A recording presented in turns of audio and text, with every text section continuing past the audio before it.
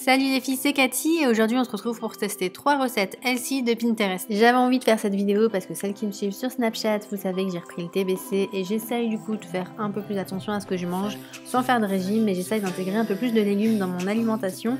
Donc du coup j'en ai profité pour faire une recette de spaghettis à la carbonara, mais avec des spaghettis un peu spécifiques. Je vais pas utiliser des pâtes basiques, mais je vais utiliser une courge spaghetti et vous allez voir, c'est assez bluffant. Je commence par couper en deux ma courge et vous allez voir que c'est pas si facile que ça.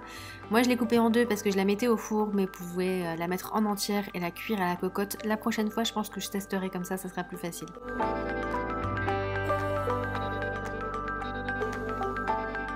J'assaisonne la courge avec de l'huile d'olive, du sel et du poivre. De toute façon, je vous mettrai tous les liens sous la vidéo avec les liens Pinterest. Après, pour l'assaisonnement, je n'ai pas forcément tout suivi à la lettre. Vous mettez vraiment les arômes que vous avez envie de retrouver dans votre courge.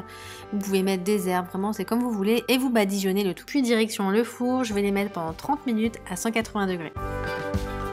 Pendant la cuisson, je vais en profiter pour préparer la carbonade. Donc j'utilise 4 jaunes d'œufs, une grosse tasse de parmesan et j'assaisonne avec du sel et du poivre.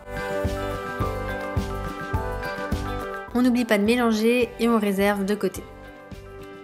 Dans la recette, il est conseillé de faire revenir des lardons dans l'huile d'olive. Moi j'ai préféré utiliser du jambon de poulet, vous faites vraiment selon vos préférences.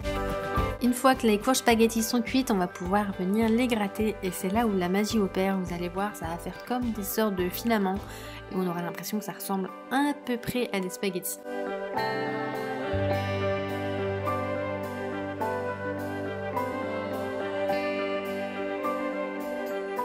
Et on arrive quasiment à la fin de la recette, j'intègre la courge avec la viande, j'ajoute la carbonara, je mélange le tout et c'est terminé.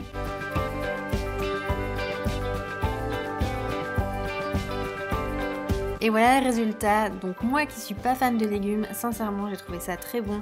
Même pour des enfants, je pense que ça peut être un moyen de leur faire manger des légumes. Et c'est parti pour la deuxième recette. Cette fois-ci, ce sera plus une recette pour vos apéros ou alors même pour accompagner vos salades. Et pour ça, je vais utiliser 2 petites boîtes de pois chiches. Je commence par égoutter les pois chiches. Attention de ne pas jeter le jus, ça nous servira pour la prochaine recette. Et ensuite, je rince les pois chiches sous l'eau et je viens essorer le tout avec du sopalin.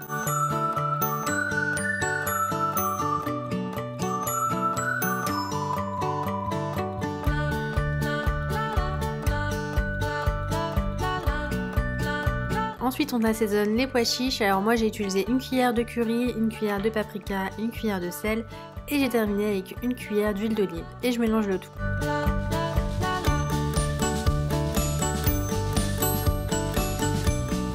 Une fois que tout est bien mélangé, je disperse le tout sur une plaque avec du papier sulfurisé et je l'enfourne au four pendant environ 30 minutes à 200 degrés.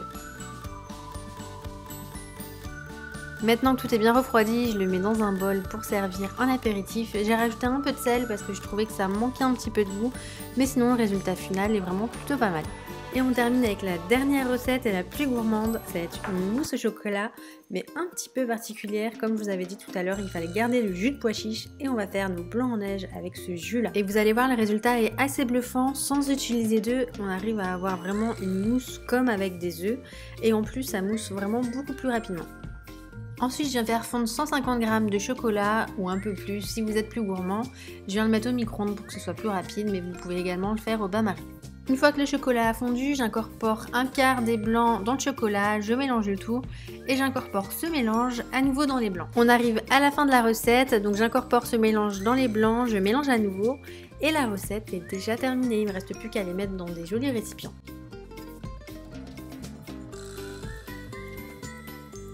Pour celles qui me suivent sur Snapchat, vous le savez déjà, j'avais testé cette recette en direct sur Snap, donc vous connaissez déjà mon avis. Donc au final, cette recette, je la trouve bonne, mais vraiment à petite dose, ça devient vite écœurant. Mais par contre, je trouve que c'est vraiment un super truc pour faire tester les copains, pour essayer de deviner ce qu'il y a dedans. Et voilà, la vidéo est déjà terminée, n'hésitez pas à la liker si ça vous a plu, et on vous dit à dimanche prochain pour une nouvelle vidéo. Ciao!